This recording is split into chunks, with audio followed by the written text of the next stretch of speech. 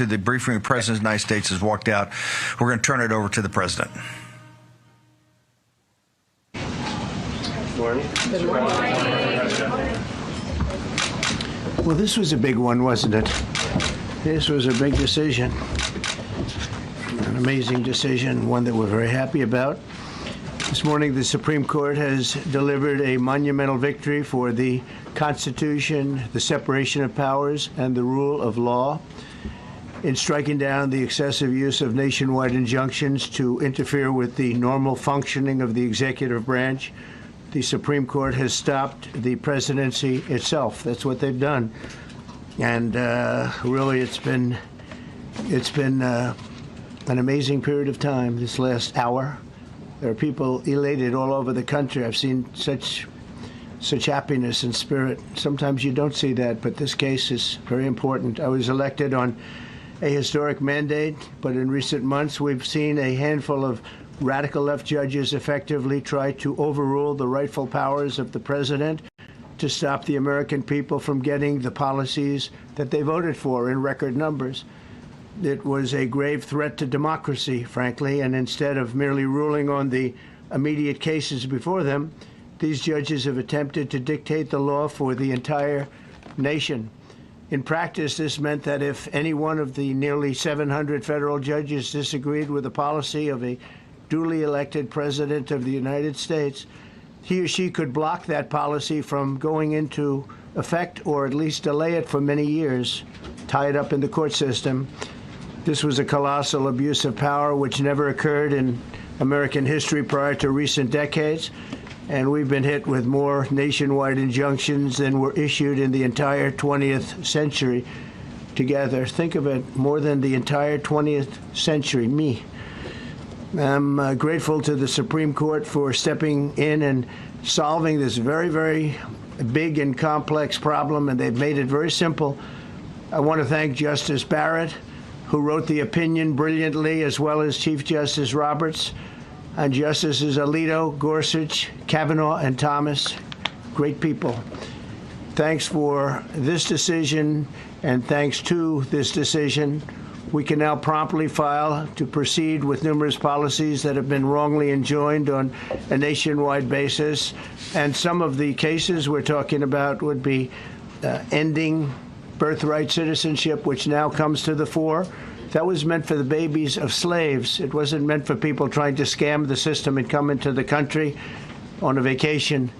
This was, in fact, it was the same date, the exact same date, the end of the Civil War. It was meant for the babies of slaves, and it's so clean and so obvious. But this lets us go there and finally win that case, because hundreds of thousands of people are pouring into our country under birthright citizenship, and it wasn't meant for that reason. It was meant for the babies of slaves. So thanks to this decision, we can now promptly file to proceed with these numerous policies and those that have been wrongly enjoined on a nationwide basis, including birthright citizenship, ending sanctuary city funding, suspending refugee resettlement, freezing unnecessary funding, stopping federal taxpayers from paying for transgender surgeries, and numerous other priorities of the American people. We have so many of them. I have a whole list. I'm not going to bore you, and I'm going to have Pam get up and say a few words, but there's really, she can talk as long as she wants, because this is a very important decision. This is a decision that covers a tremendous amount of territory. But I want to just thank again the Supreme Court for this ruling. It's a giant. It's a giant. And they should be very proud, and our country should be very proud of the Supreme Court today. And with that, I'd like you to listen to the words of Pam Bondi. She's an incredible Attorney General. We're very proud of her. And as you know, Todd Blanche is with us, and we have so many others that worked on this case and other cases. And I think they're doing a great job. Pam, please say a few words. Thank you, President Trump. Thank you for fighting for all Americans.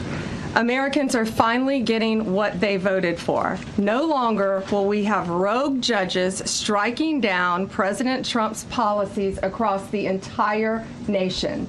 No longer. Today, in the 6-3 opinion, Justice Barrett correctly holds that the district court lacks authority to enter nationwide or universal injunctions. These lawless injunctions gave relief to everyone in the world instead of the parties before the court. As the Supreme Court held today, they turned district courts into the imperial judiciary. Active liberal judges have used these injunctions to block virtually all of President Trump's policies. To put this in perspective, there are 94 federal judicial districts. 5 of those districts throughout this country held 35 of the nationwide injunctions. Think about that, 94 districts. And 35 out of the 40 opinions with nationwide injunctions came from 5 liberal districts in this country. No longer. No longer. These injunctions have blocked our policies from tariffs to military readiness to immigration to foreign affairs, fraud, abuse, and many other issues. The judges have tried to seize the executive branch's power, and they cannot do that. No longer. No longer. And on immigration, on a side note, today marks 2,711 arrests on these terrorists and these gangs. Total arrest today with HSI investigations. And thank you, Stephen Miller. Thank you to Homeland Security. Thank you to everyone working hand in hand with the FBI on all of these transnational gangs. TDA has been a huge terror to our country, as well as MS-13, as well as Sinaloa cartels. No longer. No longer. These injunctions have allowed district court judges to be emperors.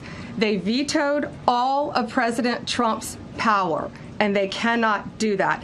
This has been a bipartisan problem that has lasted 5 presidential terms, 5 different presidents, and it has ended today. We will continue to fight for President Trump's policies. I want to thank the Office of White House Counsel, Dave Warrington. You and your staff have been incredible. Our Solicitor General's office, John Sowers, Sarah Harris, and Todd Blanche and Emil Bovey. Todd's going to say a few words because we've had another major ruling today on transgender books and some other great wins that we've had. But no longer will they have this power in our country. It is the president's authority under his executive branch to do everything to fight for the American people, and he will continue to do that. That's why he was overwhelmingly elected. Thank you. Thank you. Today's a great day for the rule of law. It's a great day for the Justice Department, and it's one that's been a long time coming, and one that every American should have been waiting for with bated breath. And so I echo what the President said and Attorney General Bondi, that the Supreme Court did a great thing today, not only for this administration, but for every American in this country. If not for the injunctions case, we would be here talking about another great decision that came down today, the trans books case, which restores parents' rights to decide their child's education. Seems like a basic idea, but it took the Supreme Court to set the record straight, and we thank them for that. And now that ruling allows parents to opt out of dangerous trans ideology and make the decisions for their children that they believe is correct. And so we thank the Supreme Court for that. There's been multiple decisions over the past several weeks that just show why this nationwide injunction ban had to happen. For example, what I mean by that is local district court judges issuing decisions that are clearly contrary to law just because they don't like the policy of President Trump. And when it gets to the Supreme Court has to correct it. But that takes time. The Attorney General thanked our lawyers, and I'll do it again. Our lawyers are working 24 hours a day, 7 days a week to fight these injunctions and to emergency appeals, emergency stays, going back to the district court judge, asking them to change their view. And so their hard work is really paying off today, but over the past few weeks. We had a stay of an order that prevented DHS from moving aliens to a third country. We had a stay of an order that stopped the Department of Defense from implementing military readiness, the EO that President Trump signed. We had another stay of an order forcing reinstatement of fired executive branch employees entirely within the President and Article 2, his right to do. We had a stay of, as you all know, of numerous DOJ cases. And again, every one of those stays requires a tremendous amount of work and effort by the lawyers and parties involved. They should be doing other work. They should be doing the work that the president and this administration demands and has a right to demand, and not fighting these local judges who don't make decisions based on the law. They make decisions because they just simply don't agree with the administration's decision about a policy, and that's wrong. Thank you. Any questions? Yes, for Pam, please. Go ahead. Sure. Thank you, Madam Attorney General.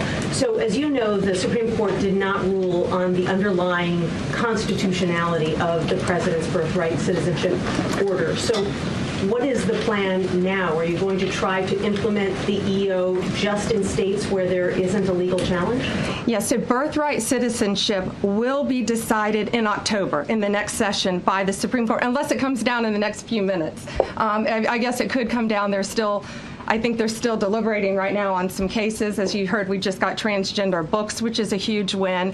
But most likely, that will be decided in October in the next session. However, it indirectly impacts us because, as you correctly pointed out, if there's a birthright citizenship case in Oregon, it will only affect the plaintiff in Oregon, not the entire country. So yes, it's indirectly, but that's pending litigation, and we're waiting on that in the next term. And how concerned are you that the Supreme Court will come back and determine that the executive order is unconstitutional? We're very confident in the Supreme Court. But again, it's pending litigation, and that will directly be determined in October. We're thrilled with their decision today. Peter. Madam Attorney General, thank you for being here to take our questions. A couple questions to the both of you. The EO had a 30-day grace period before it goes into effect. Is there any thought about trying to make it effective immediately within that period of time? We're going to follow the law. We're going to make those decisions, and we're going to do what's right in the bounds of the law. And then the DOJ didn't ask the justices to rule on the merits of the birthright citizenship ban. Just for explanation purposes, why? Sure, because that's going to come down in October in the separate. This was huge because it's indirectly impacted today. As I said, it's now case by case. Let me reiterate, of the 35 of the 40 nationwide injunctions filed against this president, against his executive authority as President of the United States, 35 of them came from Maryland, D.C., Massachusetts, California, Washington. I mean, that's crazy. These 5 districts. So yes, it indirectly impacts us. It will be a separate decision in October. Next question. Thank you, Mr. President. A question for you, sir. Do you believe this ends the power of the lower court judges to stop your agenda? Do you see this as a full green light for your agenda going forward? Well, you'd have to really speak to the lawyers about that. But this is really also a decision based on common sense. It didn't work the other way. It was a disaster where somebody from a certain location in a very liberal state or a liberal judge or a liberal group of judges could tie up a whole country for years because their decision would sometimes take years to overturn. We've overturned many of the decisions, but it would take years to do it. And we have to act quickly when it comes to illegal immigration. We have murderers, killers, we have drug dealers, we have what they've allowed to come into our country. Should never be forgotten. It should never be forgotten what they've done to our country, and we have to be able to act very quickly, and we're going to do that. Thank you. Just as Amy Coney Barrett, sir, I know that you praised her and her opinion here in this case. She has taken some heat, though, from some of your supporters who have labeled her weak, a squishy, a rattled law professor. What is your take on that? I don't know about that. I just have great respect for her. I always have. And her decision was brilliantly written today, from all accounts. Yeah. Transgender rulings, Mr. President. What would you say to Americans who fear that this is more and more concentration of power in the White House and the executive? Well, this really brings back the Constitution. This is what it's all about, and this is really the opposite of that. I mean, the question is fine, but it's the opposite. The Constitution has been brought back. Thank you so much, President Trump. Illegal crossings in the border are 0 now. 0. Does everyone hear that? 0. Trump 2028! Do you intend, President Trump? Who's that guy? I like him. He's working the cameras. With this new reality, President Trump, in the border, do you intend to engage personally with leaders from South America, not only Central America, in order to tackle this situation in a different way, and if you have a perspective of meeting some presidents from South America, as Brazil, for example. Well, you see, as an example, not South America, but NATO over the weekend. They have great respect for our country now. They did things that nobody thought was possible. They took funding from 2% to 5%. Nobody thought they'd ever pay the 2%, and now they're paying the 5%. It's over $1 trillion more a year. Think of that, $1 trillion. Nobody thought that could happen. That's a different group of people, different countries. But we get along with a lot of countries. We are respected again. Our country, the U.S., is respected again. Was not respected 6 months ago, I can tell you. Can we ask about the big beautiful? Yeah, go ahead, please. Yeah, Mr. President, you have a deadline coming up on trade in 2 weeks. Which countries, if any, on trade, on tariffs, sir, which countries, if any, are close to agreements with the administration? Well, that's an interesting question. We've made a deal with China. We've made a deal with probably 4 or 5 different countries. With the UK, it was a great deal for both. And we're in the process of making some others. But ultimately, in fact, Scott is here. And Howard Lutnick, these 2 guys have been doing an incredible job, and the people that work with them have been doing an incredible job. But, you know, we have 200 countries, you could say 200 countries plus. We can't do that. So at a certain point over the next week and a half or so, or maybe before, we're going to send out a letter. We talked to many of the countries, and we're just going to tell them what they have to pay to do business in the United States. And it's going to go very quickly. But some of the bigger countries, so India, I think we're going to reach a deal where we have the right to go in and trade. And right now it's restricted. You can't walk in there. You can't even think about it. We're looking to get a full trade barrier dropping, which is unthinkable. And I'm not sure that that's going to happen, but as of this moment, we've agreed to that, go into Indian trade. We're going to be trading in China. That's going to come a little bit down the road, but we're going to be trading in China. We have a lot of great things going, and we're getting along with countries, but some will be disappointed because they're going to have to pay tariffs. And we've taken in already hundreds of billions of dollars in tariffs. No inflation. The only problem we have is we have a Fed guy that doesn't understand what's happening, and it would be great if he'd lower the rate because we'd be able to borrow a lot cheaper. Yeah, go ahead, please. Why don't we keep it on this subject? This is such a big subject. You know what? Trade is so big, but this, I don't know, in a certain way, this might be bigger than trade. I think this is bigger than trade. Yes, please, go ahead. I was wondering, though, if you could... Go ahead. Sir, on the transgender ruling, the Supreme Court ruling that parents with religious objections can pull their kids out of public school lessons that use LGBTQ materials. Pam brought it up. Your reaction to that ruling today, sir? I think the ruling was a great ruling, and I think it's a great ruling for parents. It's really a ruling for parents. They lost control of the schools. They lost control of their child. And this is a tremendous victory for parents. And I'm not surprised by it, but I am surprised that it went this far. It took us to bring life back to normal. So it's wonderful. It's parental. And I kept saying, we will give you back your parental rights.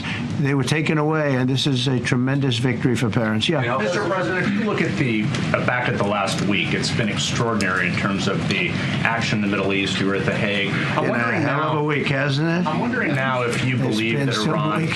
I'm wondering now, sir, if you believe that Iran has given up its long history of ambitions with nuclear weapons, or what you would like to see from them to prove that they do, and what type of meetings is your administration looking for next week with Iran? So Iran wants to meet.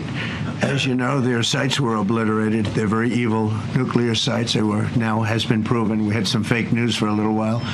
The same people that covered the Hunter Biden laptop was from Russia. The same people that did 3 or 4 other Russia hoax. But on their ambition. No, wait, just listen. They came up with something that delayed the credit that our great pilots and these great what talent that was, and they hit it right down in the spot. 52,000 feet. Think of this dark, no moon, you couldn't see a thing.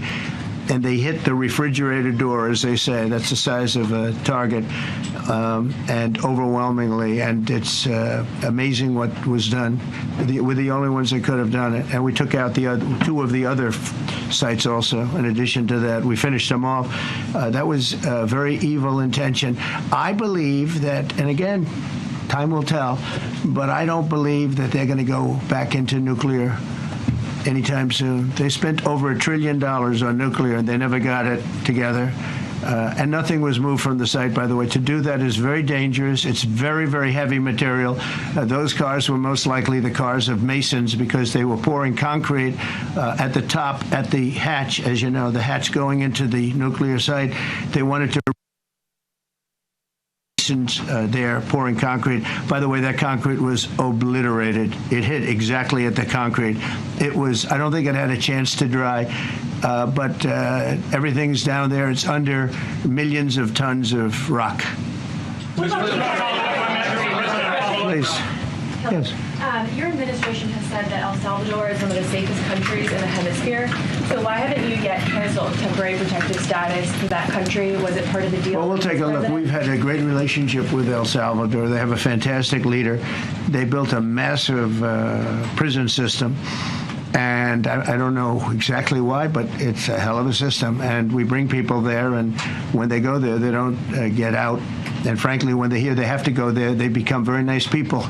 They become very nice people. It's a tough system, but it's a brilliant system, and it's a system done by a very, very good leader. We'll talk about El Salvador. A lot of respect. Yeah, please. Thank you. A question for you, and then a question for the Attorney General. As you go into negotiations and talks with Iran, are you demanding not only that there would be no uranium production inside of Iran, but also that Iran would turn over all existing stockpiles of uranium? Well, you know, we're a little early for that, but something like that, yeah, we'll do something like that. Let me say that I've been saying for 25 years, even as a civilian, you cannot let them have a nuclear weapon, and that's what happened. It's been obliterated. It would be years before they could ever get going, and I really think it's probably the last thing. They have to recover from a hell of a tough war. Would you also be demanding that the IAEA have full rights to inspect in Iran? Or somebody, yeah, or somebody that we respect, and including ourselves. And a question for both the President and the Attorney General. Under birthright citizenship, if this is implemented, who would be tasked with actually vetting citizenship? And how, like, would this be a situation where you have nurses and doctors checking for citizenship of parents, or? This is all pending litigation. It's going to be decided in October by the Supreme Court, and we'll discuss that after the litigation. If you have an undocumented baby, would that baby then be an enforcement priority? The violent criminals in our country are the priority now. Let me put it in perspective. Today marked the 2,711th arrest in our country of TDA members. Just TDA.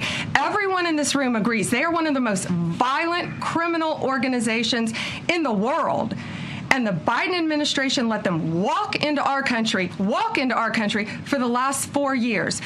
2,711 of them today have been arrested in our country. That is the priority of Donald Trump. That is the priority of this country, of Homeland Security, of all of our lawyers, of FBI. That's the priority. That will be discussed in October when the Supreme Court hopefully rules in our favor, and we're very confident of that. But you should all feel safer now that President Trump can deport all of these gangs, and not one district court judge can think they're an emperor over this administration and his executive powers and why the people of the United States elected him. I just might add one thing, and you know, they used birthright citizenship, some of the worst people, some of the cartels, to get people into our country, just so you know. And again, I say, if you look at the end of the Civil War, the 1800s, it was a very turbulent time. If you take the end day, was it 1869 or whatever, but you take that exact day, that's when the case was filed. And the case ended shortly thereafter. This had to do with the babies of slaves, very, very obviously. And I think we're going to win. People didn't, I don't think they went about discussing it right. I came along and we looked and we said, wait a minute, this is wrong. We've been looking at birthright citizenship wrong for years, but they've used it. The cartels have used birthright citizenship to get very bad people in, and what Pam's doing and what Todd and everybody else, what they're doing at DOJ and all over, FBI, ICE, Border Patrol, these are incredible people. They're trying to keep our country safe, and they don't want to have people come in. This is just another way that they get illegal immigrants into our country, and in some cases, very, very bad ones. Go ahead. Thank you, Mr. President. On your tax bill, if I could for a moment, senators are racing to rewrite parts of it right now after the Senate parliamentarian ruled that sections of it were outside of the process that they're using to get this through. Do you think that senators should respect the decisions of the parliamentarian? And what have you personally done in the last 48 hours to try and get Republican senators who are against the bill to a yes? Well, look, it's a great bill. It's a massive tax cut. If it's not approved, your taxes will go up by 68%. Think of that, 68, a record, the highest in the history. The Democrats won't approve it only because politically it's so good for the Republicans. The Democrats aren't approving it. But think of what they're not approving. They're not approving border security. We've done a great job at the border, but we have to add some wall. We have to do, various things. We have no money for that. We have no money for the border. We have no money for so many things. But if the Democrats, it'd be interesting to see if we get any Democrat votes. We should. If I were a Democrat, I would absolutely, maybe Fetterman, because he seems to be the most sensible one lately. If I were a Democrat, I would vote for this bill all day long because it's tax cuts and so many other things that are common sense. They're basic things. I think they're doing fine. The parliamentarian's been a little difficult. And I would say that I disagree with the parliamentarian on some things, and on other ways he's been fine. But we'll have to see. It's a big issue. I will tell you this: if that bill doesn't pass, the country will get a 68% tax increase. So think of this: you're a Democrat and you vote against it. That means you're voting in favor, because essentially you're voting in favor of the largest tax hike in the history of our country. And you can't do that. In addition, we're cutting costs by $1.7 trillion, and it won't affect anybody. It's just fraud, waste, and abuse. Mr. President, a leading global economist just did a 180 and says your tariff plan, you may have outsmarted everybody with it. What is your message? I love this. I love this question. This is the favorite. This is the best question I've ever been asked, because I've been going through abuse for years on this. Because, as you know, we're taking in hundreds of no inflation whatsoever. But, Mr. President, what is your message to critics who think your tariff plan will cause a recession? I think they should go back to business school. It's so obvious. It's so obvious. I mean, we're taking in billions and billions of dollars from China and a lot of other countries. We took in. I had a call from somebody in the House and a high official. Sir, we have a problem. We don't know what to do. The books are a mess. I said, what do you mean by the books? The books, the money coming in. It's so terrible. I figured, oh boy, what's this? I don't like this question. I said, so what seems? There's so much money coming in, and there must be some kind of an accounting mistake, because we have hundreds of billions of dollars more money than we thought. I said, do me a favor, go check call me back. You have to call me back. Check the tariff column. He calls me back 2 hours later, says, you're right. We took in $88 billion in tariffs. They have so much money coming in. But more important than the money coming in, we have companies coming in, factories coming in, auto plants being built. AI is being built here instead of being built all over Europe and Asia. We have all of it. We have over $15 trillion, just about, Scott. I think we're right about that number. We went to Saudi Arabia. We went to Qatar. We went to UAE. Very smart people, very smart leaders, great leaders. And we took in $5.1 trillion just there. Without the tariffs, I mean, they also liked a thing called November 5th, November 6th, and November 7th. That was a very good little period of time. It's called a presidential election. You know, you used to have one-day election. Now you have it go over it. But even if you just took that little period, because it was pretty obvious it was going to be a landslide. And they like that, but they love the tariffs. I had Texas Instruments come in the other day, big company, and he said, we're putting in $60 billion into new plants and new equipment, new everything. Sir, you're going to keep the tariffs, aren't you? Because if I ever took the tariffs off, and we are going to absolutely keep it. And they're worried that somebody that, like this communist from New York, someday gets elected. I can't believe that's happening. That's a terrible thing for our country, by the way. He's a communist. We're going to go to a communistic state. That's so bad for New York. But the rest of the country is revolting against it. But if somebody got elected, they're afraid that if this was taken off, well, we're going to guarantee it's never going to be taken off. And again, we're taking in think of this, hundreds of billions of dollars. And they were all confused because they've never seen this before. You know, it's always the other way. We don't have enough money. So much money is coming in at levels that nobody's ever seen. But most importantly, we have factories being built, car plants being built, companies moving to our country like never before. If you look at 15 trillion, and that's only in a few months. You know, I haven't been here that long. Presidents like the last one was a disaster. He's the worst president in the history of our country, by the way. What he did on our border can never, ever be forgotten. To me, that's the worst of all the things. And he's done some terrible things, grossly incompetent. Nobody knew it was him because I don't think it was him. I think it was whoever was controlling the auto pen. But our country is doing great. And those leaders and other leaders, I just left, as you know, a large group of the most highly respected people. And that includes big countries. When you look at Germany and France and Spain, although Spain didn't come through, but they will. By the way, guaranteed they will. That was the only country that sort of tried to hold back on putting up the money. But just so you know, they said, it's unbelievable what's happened to the USA. You were a dead country. We didn't respect the country, the leader. You were dead as a doornail. One said to me, you went from being a dead country, you are right now the hottest country anywhere in the world. The whole world is talking about the USA, and everybody wants a part of it, and they're pouring into our country, and you're going to see those numbers. Thank you for that question.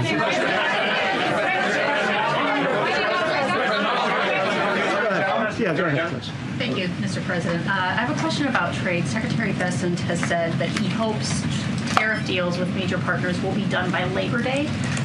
So if some deals are not done by your July 9th deadline, will some countries' tariffs go back up, or will they stay where they are now? Well, there are some countries that are used to ripping us off, to be honest with you. And I don't want to name them, but you sort of can name them.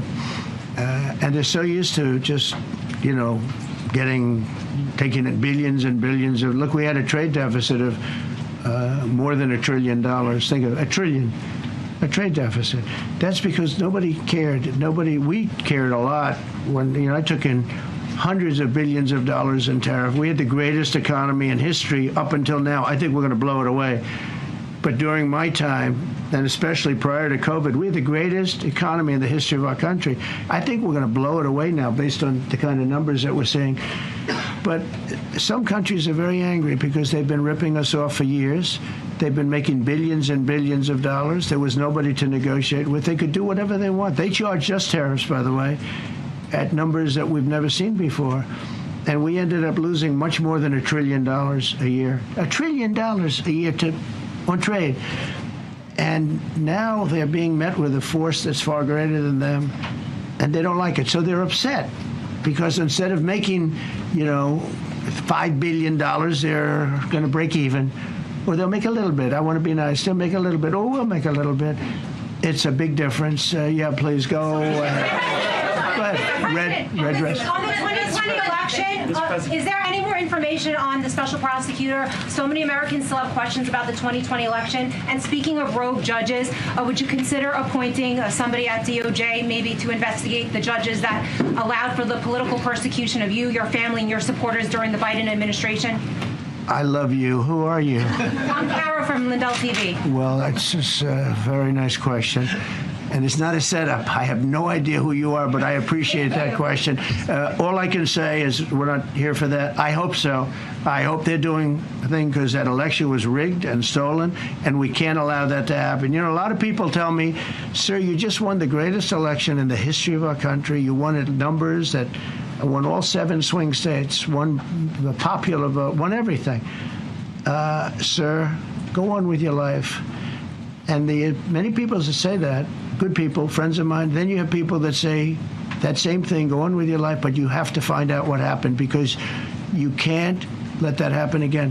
Look at what this lunatic did. Look at what he did. He opened our borders to people that were murderers, 11,888 to be exact, murderers, and we've captured many of those murderers, and we're bringing them back, or some of them are so dangerous that we don't even want to bring them back. We're afraid they're going to try and come back in.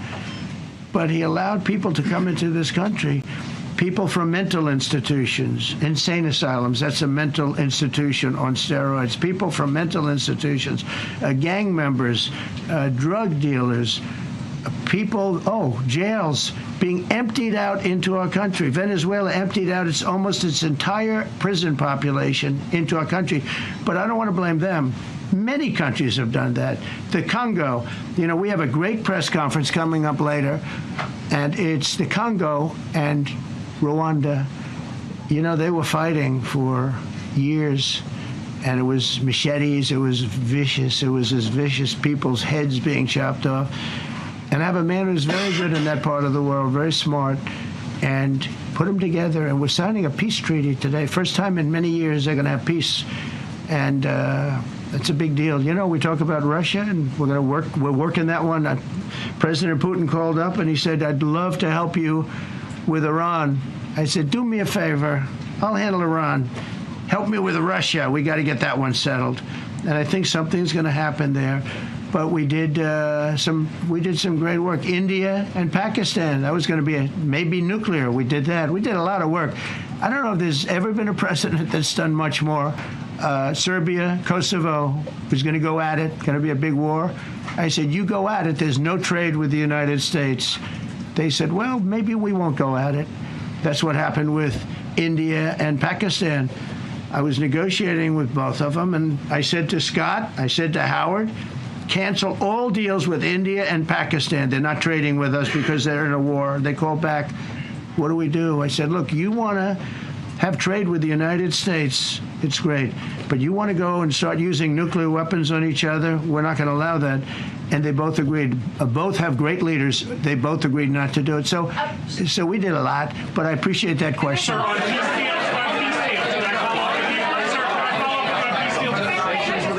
Thank you so much. Thank you, Mr. Orange. President. Thank you, Mr. President.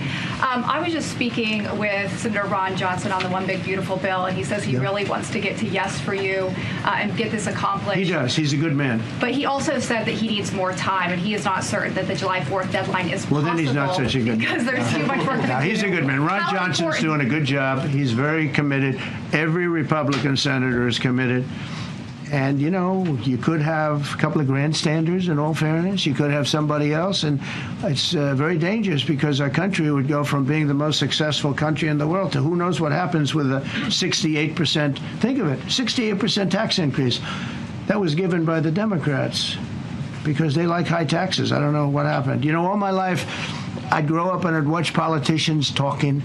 I'd say, oh, that's fun. And they were always saying, we will cut your taxes. We will cut your tax. I never heard it. They say, we will raise your taxes. And they elect people like this guy in New York that maybe has a chance. I find it hard to believe, but he maybe has a chance. They want to raise your taxes. So they want to see a 68% tax increase. That's more money than anybody could afford. You'd go into a depression if that ever happened. So I think there's a lot of pressure to get that approved. Is the July 4th deadline to you? If it's important. It's not the end all. It can go longer, but we'd like to get it done by that time, if possible. And look, we have a lot of very committed people, and they feel very strongly about a subjects that you're not even thinking about that are important to Republicans. The problem we have is that it's a great bill. It's a popular bill, but we'll get no Democrats only because they don't want to vote for Trump. If that bill was their bill, they would be so happy. It's so great for our military. It's great for everything. And they would normally vote, but because their hatred of Trump, they have Trump derangement syndrome at levels never seen before. And instead of voting for a tax cut, they're voting for a tax increase of 68%. They're voting to destroy Social Security, destroy Medicare, and destroy Medicaid. And we're voting to make them perfect and to make them better, make them stronger and better. They're going to destroy Medicaid, and they're going to destroy Medicare, and Social Security will follow. If you vote for the Democrats, you're dead on those three things. Thank you, Mr. President. On a related subject, many Democrats have said that they are not going to support crypto bills in Congress only because of you and your family's personal crypto ventures. And these votes are in some cases needed to pass Are you open to the idea of pulling away from your personal crypto ventures just for the next few years if that helps get these crypto bills passed in the next few months? Well, it's a very funny thing, crypto. So I became a fan of crypto, and to me it's an industry. I view it as an industry, and I'm president. And if we didn't have it, China would, or somebody else would, but most likely China. China would love to. And we've dominated that industry. It's a big industry, by the way. In fact, when the stock market went down recently, crypto and Bitcoin and all of that went down much less than anybody else as a group. And we've created a very powerful industry, and that's much more important than anything that we invest in. We invest in it, but really that was an industry that wasn't doing particularly well. I got involved with it a couple of years ago. And before the second term, I got involved before I decided to run. I only decided to run because I saw what was happening, and Biden was incompetent, and the administration was crooked and incompetent.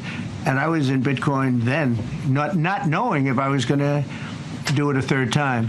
So it's become amazing. I mean, it's the jobs that it produces. And I notice more and more you pay in Bitcoin. I mean, people are saying it takes a lot of pressure off the dollar. And it's a great thing for our country. So I don't care about investing. You know, I have I have kids, and they invest in different things. They do believe in it. But I'm president, and what I did do there is build an industry that's very important. And, you know, if we didn't have it, China would. Okay. Sir, Mr. President. Go ahead. With the glasses, gentlemen, go ahead, please.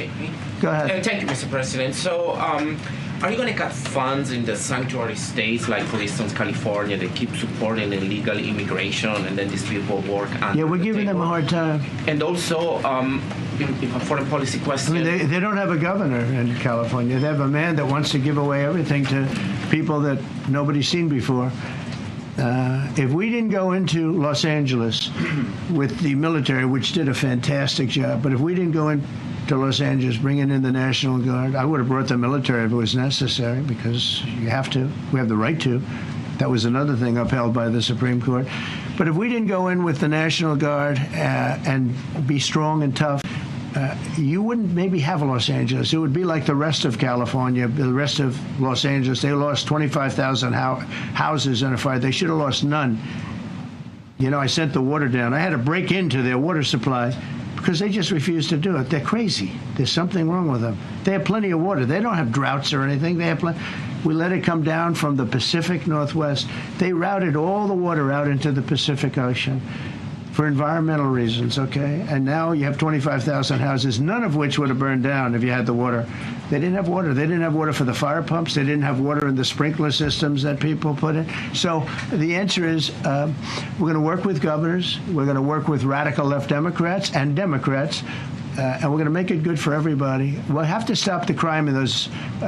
In the case of the cities, I think I can say just about all cities with heavy crime are run by Democrats. Yeah. Go ahead. Yeah, with the glasses. I'm with you, Ron. Go ahead, yes. Yeah, no, the man behind you, yeah, please. President Trump, Anthony Marshak from MTV Lebanon. I want to ask you regarding the threats posed by Iran's allies and proxies operating in the U.S. They were threatening your life. So what do you say about that? And regarding the Lebanon, because Hezbollah is as well part of Iran's allies, is there any time frame in Lebanon regarding disarming Hezbollah in Lebanon? Yeah, Lebanon is a great place with brilliant people. You know, it was known for the professors and doctors and had an incredible history. And hopefully we can bring it back again. I just appointed a friend of mine who's Lebanese. And I didn't know he was Lebanese. I've known him for 20 years. Very, very successful man. And I just appointed him. And I said, why would you want that? He said, because I was born there. I was raised there. I love it. I love it so much. I said, you know, it's very dangerous going to Lebanon as ambassador.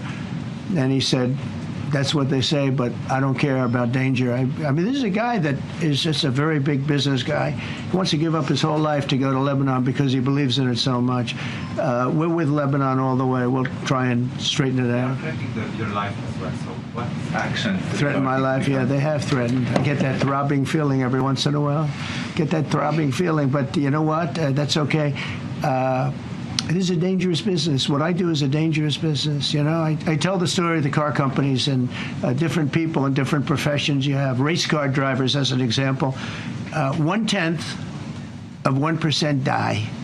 Bull riders, 1/10 of 1%. That's not a lot, but it's people die. When you're president, it's about 5%. If somebody would have told me that, maybe I wouldn't have run. Okay? This is a very dangerous profession.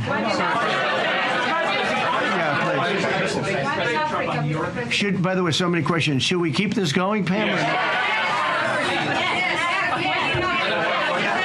This is the opposite of Biden. Biden would take a half a question and he'd leave without answering it. Go ahead. On Iran. You tell me when it gets boring. Okay. If Iran. Are you from Iran? No, I'm not from Iran. I'm from the UK. But if the intelligence reports conclude that Iran can enrich uranium to a level that concerns you, would you consider bombing the country again? Without question, absolutely. And have you had any conversations? Turned out to be unbelievable. But, our incredible flyers and I call them the shots. These guys are unbelievable. Think from 52,000 feet, they hit the equivalent of a refrigerator door. They actually hit it right in the center, so it's much smaller than that.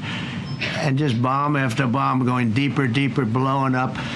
Incredible, incredible thing. I don't know if you heard the general. He was very impressive. Raisin Cane. He's the one that beat ISIS for me. And he did it in a matter of weeks. And I was told it was going to take 4 or 5 years. And when I got this job, I always said, if I get this job, I'm going to put that guy as the head of the Joint Chiefs of Staff. And Dan Kane, and he, when I heard his name was Raisin, his nickname is Raisin Cane. I said, you got to be kidding. So I liked him right from the beginning. But he knocked out ISIS in a time that nobody ever thought possible. And when this attack was completed and so successful, I said, now I know how you knocked out ISIS so quickly. But we have the best people. We have the best equipment in the world. I rebuilt the military during my 4 years, during my other term. We have the best equipment in the world. The problem is we gave away, a lot of it, but small, relatively speaking. We gave a lot of it away to Afghanistan. Shouldn't have happened. That just shows how incompetent they were. They gave all that equipment away, billions and billions of dollars worth. Shouldn't have happened. But that was small compared to what we have. Now we have a great military with great people. Okay. Please. Mr. President, congratulations. A couple of very different questions. One is Rwanda, 1994. As you grew up in New York, we all knew how horrific those attacks were. Congratulations on that treaty. There are talks that perhaps... That's going to take place today at 3 o'clock in the Oval Office. We're going to have a signing with Rwanda and the Congo. I have a follow-up. So I'm a little... out of my league in that one because I didn't know too much about it. I knew one thing. They were going at it for many years and with machetes. It is one of the worst wars that anyone's ever seen. And I just happened to have somebody that was able to get it settled. I mean, just a brilliant person who is very comfortable in that part of the world. It's a very dangerous part of the world. I said, are you uncomfortable there? People are being killed. School children are being raided and killed. And I don't even want to say how, but as viciously as I've ever heard. Are you uncomfortable? No, that's the part of the world that I know. Very comfortable. Was able to get them together and sell it. And not only that, we're getting for the United States a lot of the mineral rights from the Congo as part of it. They're so honored to be here. They never thought they'd be coming to. Look, this is a very tough part of the world. They never thought, they were just telling me, they never thought they'd ever be coming to the White House, and they're so honored. And so we're going to give them a great big reception. But that's after many years of fighting. It's a great thing. That's at 3 o'clock, I believe. Sir, are you concerned at all about secret nuclear sites in Iran? You talked about maybe just secret nuclear sites? Yes, that there might be some of Not really. Can I tell you? They're exhausted. And Israel's exhausted, too. And I dealt with both of them. And they both wanted it settled, both of them. And we did a great job, but they're exhausted. The last thing they're thinking about right now is nuclear. You know what they're thinking of? They're thinking about tomorrow, trying to live. It's such a mess. It's such a mess. The place was bombed to hell. And no, I'm not worried about it at all. And I'm putting out a little statement. I'm going to respond to the Ayatollah's statement yesterday that we won the war. Oh, God, we won the war. And I said, look, you're a man of great faith, a man who's highly respected in this country. You have to tell the truth. You got beat to hell. And Israel was beat up too. They were both beat up. And it was a great time to end it. It was quick. They got the hate out. There was a lot of hate. It would be great if they didn't have that hate. But the last thing they're thinking about is nuclear weapons right now. Please. Thank you, Mr. President. Iris Howe with NTD Research Media with the Epoch Times. Thank you so much for doing this. It's very refreshing for all of us here. It's a good group. In this room. It's refreshing. Very refreshing. Yes, we have to have this, and for the I understand what you mean. So thank you so much for coming out here. Other than Caroline's done a great job. Right? Yes. You're referring to the past administration, not to Caroline, right? Yes. Back to the ruling today, if you don't mind. So you have always talked about winning for the American people. Right. How do you think today's ruling will enable you to further deliver for American families and workers across the country, not only when it comes to immigration, but also when it comes to trade, energy? What actions are most eager to move forward? Well, I think now? taking power away from these absolutely crazy radical left judges is a tremendous. This is such a big day. It's like it's sort of sad because we're doing the signing at 3 o'clock, and this may very well dominate the signing of a big war that was going on and really affecting the continent of. Think of it, the entire continent of Africa was being affected. And we're settling that war today, and this will probably be a headline. But this is a very big moment, and it gives power back to people that should have it, including Congress, including the presidency. And it only takes bad power away from judges. It really doesn't take power. It takes bad power, sick power, and unfair power. And it's really going to be, this is a very monumental decision. Yeah, please. Yes, thank you very much. On July 9th, is that July 9th date set for tariffs to snap back? Or could there be a... We can do whatever we want. We could extend it. We could make it shorter. I'd like to make it shorter. I'd like to just send letters out to everybody. Congratulations, you're paying 25%. He doesn't want, he's a much nicer person than I am. So are you finish it up? Who are you considering for the Federal Reserve then? And are you speeding up that process? I see Secretary. Oh, he's terrible. He's terrible. I mean, I have a list of things. We're like 38 on the list. We pay, Cameroon and different places are paying the same as us. Because, you have somebody sets their rate at 4% or 4.5%. It's hard to go out and say we should be paying 1% when you have your so-called experts doing it. And the sad part is, as per the question that you asked about tariffs, we've had the tariffs, and we have less inflation than we had before. What we have is a hell of a lot more money, a hell of a lot more income, and we shouldn't be paying a rate like that. In other words, when we pay a rate, I'll tell you, each point is the equivalent of $300 billion. So if we had it down 3 points, because I think we should be at 1, you have Switzerland is at 0.25, in other words, 25% of 1%. And they're the number 1 right now. But we should be the number 1. And soon you're going to have, I think, you're going to have where the people will pay will pay, like we had a few years ago, where you put up money, you loan money, and you actually, instead of paying, you get paid. I love that. I don't know if it's any good, but I love it, where you put up money and you get paid. But we should be in a category. So we should be at the top of the list, not toward the bottom of the list. But we have a man who's not a smart man, and he probably has Trump derangement syndrome. And he's just not a smart person. What he's doing, though, he's hurting us for years to come. Because if we borrow money at 2 points higher than we should be paying, that's $600 billion. Wouldn't you say those numbers are about right, Scott?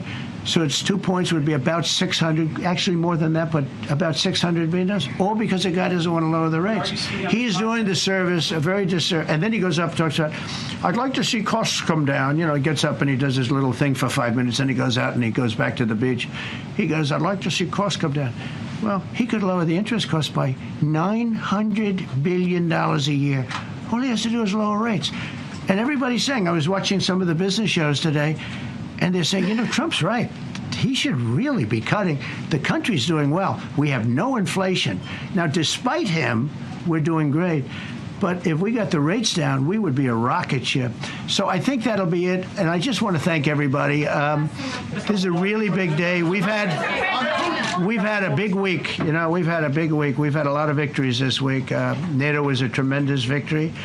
The war was a tremendous. Look, we were talking about this for 30 years about Iran being nuclear, and all I said is it will not be nuclear, and it's not going to be nuclear. And you know, I want to give credit to a lot of people, and most importantly to our great military. Boy, they put out that fire. Once that happened, once those bombs got dropped, that war was over. That war was over. But I just want to compliment them. Incredible. The general and all of his generals. Pete Hegseth was great. They all. And now I want to compliment Pam. A lot of genius went into this. You know, people, if you don't say it exactly right, if the Supreme Court doesn't get it because it's incorrectly spoken about, and that happens. A lot of cases are lost because they don't say the right words. But I want to correct. She's going to go down as a great attorney general. I may change my mind about that. I don't know. Maybe someday I'll have to call and say, I was only kidding. She's going to go down as a great attorney general. This was a tremendous win. And we've had tremendous wins, but this was a tremendous win today. So I just want to congratulate you and Todd and your whole staff. Very brilliant people. And we can't forget John Sauer. That's right. Who is with, there's a medical emergency within his family, so he's taking care of that. And we said absolutely. So I just want to thank everybody very much. Thank you. Jeff Bezos on his wedding weekend. Thank you, Mr. President. Thank you, sir.